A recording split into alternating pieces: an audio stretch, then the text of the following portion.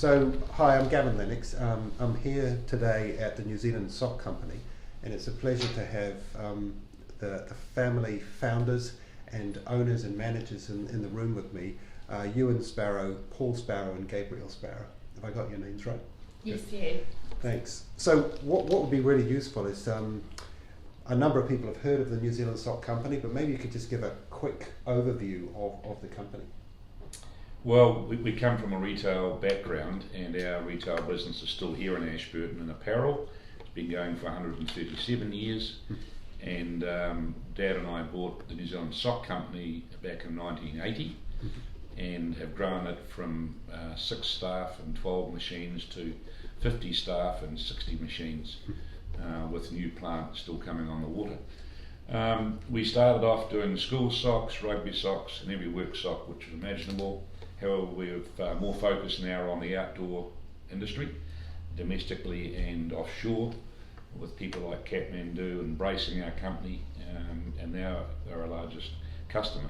So it's really merino wool that we use, and mixed with other fibres, but we do have some secret recipes, so to speak. So we call ourselves engineers of the sock, because anybody can make a sock, but the way ours are engineered and the yarns we're using are giving us huge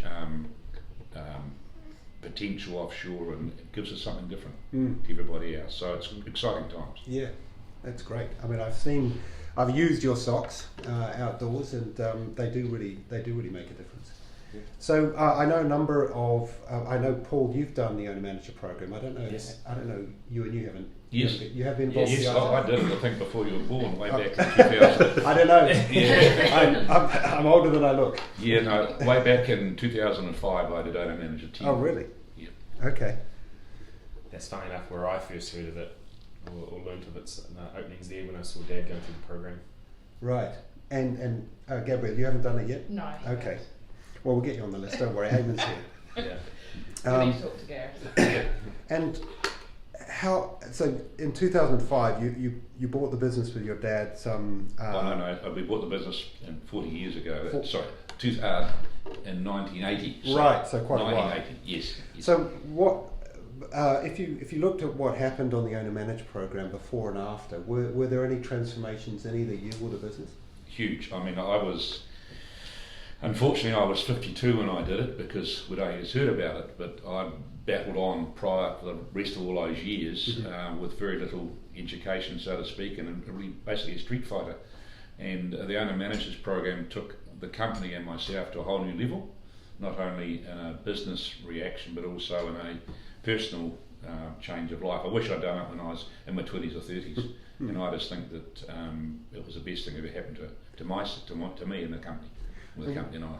Tell us what you really took out of it. Were there one or two nuggets or transformational things that you took out of it that then you applied to the company? Yeah, I think governance was the main thing.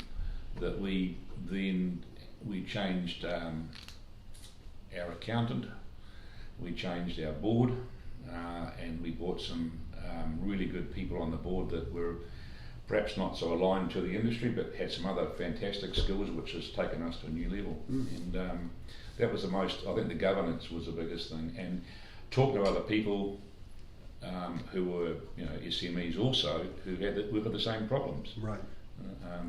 And I guess mine was really a lack of the skills to take this company to the next level. Right. And I managed to obtain those through Icehouse. Oh, that's great. I know that one of the things that I'm hearing on the road trip is the network that people connect with, and how lonely it can be as a owner-operator. You're in the business, focused on making it successful, but sharing experiences with other people who are in similar places, maybe are more advanced to you, maybe less advanced, and then sharing those experiences. Is that a common thing? Yeah, totally. And I think Paul could probably talk about that, because we've just had all his friends down here from his course visit us. So do you want to? Yeah, absolutely. So when I did owner manager 49, we obviously had a pretty disjointed session, because I think we started in February and we didn't finish until November, I think it was, due to COVID. I remember that, because I think I I started in February, and I think Yes. my first owner manager was talking to you Yes, guys. it was. Yep. And during that time, I think we've got a very special group because we all connected, and to this day we still email and chat on a weekly basis. And we've actually organised our first outside Icehouse get together again. We're all heading to Queenstown for a few days with some guest speakers and doing all that. So it really shows I think the importance of different people but in the same boat, sharing your ideas and thoughts. That's really good. And what are the things you took out of the program that you'd apply here in the New Zealand? Well, personally, probably a bit similar to Dad, but lots of personal growth, understanding how he's been in his shoes and the reasons we've made decisions and why that's been, but also assurance that not only myself but the business and the people around us are all heading in the right direction. Implementing things in the business. Where do I start? You can't come in and just change the book overnight. No. So I've just been slowly starting to implement some things over time. Talk about culture here. How would you describe the culture you've built, and where do you see it going? We've got a really diverse culture. Yeah. We've got people from all over the world, and we're all always very accommodating with any of their religion and things that they have going on. But what's worked for us is that we're a family, so we'll try to include them in our family as well. So when we have staff functions, it's wives and partners and children all come along. Christmas parties have bouncy castles, and it's always been really, really, really open. You guys have anything?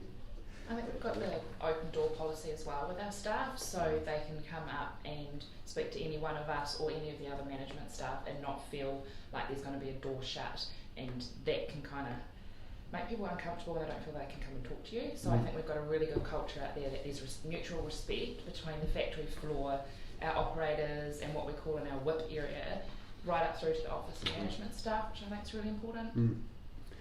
They've really pushed the family culture type of things and grown that more recently, which I can talk about later. But that's really made a big difference to how we think. And one of the things you mentioned, Euan, was international expansion. So, and Gabrielle, I think you're responsible for international sales. It's really important for New Zealand companies to grow internationally. It's part of our challenge is productivity as a nation, and we have a relatively small market here in New Zealand. Maybe you could talk around how you approached international markets and where you see the opportunities. Well, it's certainly changed how we've approached it over the years. So when I first stepped into learning about the export side of the business, and I went over and did some trade shows in Munich, we actually did the trade show. So we had a booth set up with another company from Christchurch, and they allowed us to rent some of their space. And I mean, that's hard work standing on in a massive hall for 4 days and trying to be nice to people and sell your product when everyone in the same row is trying to sell socks as well. So trying to point out to everyone walking past why they should be buying your product. From there, after I think it was 3 years we exhibited, we decided to pull out and then go in as just individuals and walk around and then cold call really on brands that we wanted to work with or we saw aligning ourselves with, and that's probably worked for us. So from Europe we then decided to try and do that in the States. Trying to sell yourself. It used to be an easy sell being clean green New Zealand, but now you have to offer more than that. So we're in the process now of not rebranding New Zealand Sock Company, but diving into looking at the different personas of who we sell our product to. So nailing that down, we can then start approaching other brands and customers that you may buy the same sock as Gavin, but you're going to be wearing it for different activities. So just sort of breaking that down and then being able to give a client exactly what they need and tell them why they need it, and then tell them that they should get it from us because X, Y, Z.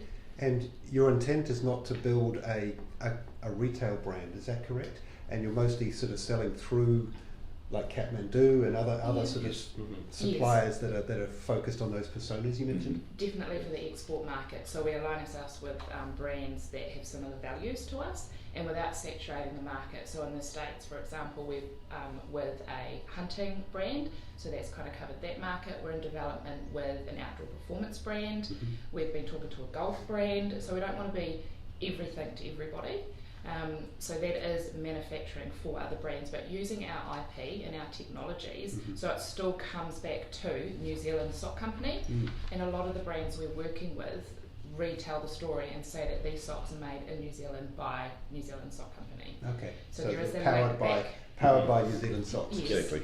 And I mean, obviously our brand is well known throughout New Zealand, and so we'll continue to have the NZ Sock Co brand through New Zealand, but pushing it for that export market as a technology company versus a sock company. Yeah, interesting. Yeah. So you're obviously a very successful family-run business that's grown significantly and sees significant opportunity for growth. What advice would you give other small medium business owners?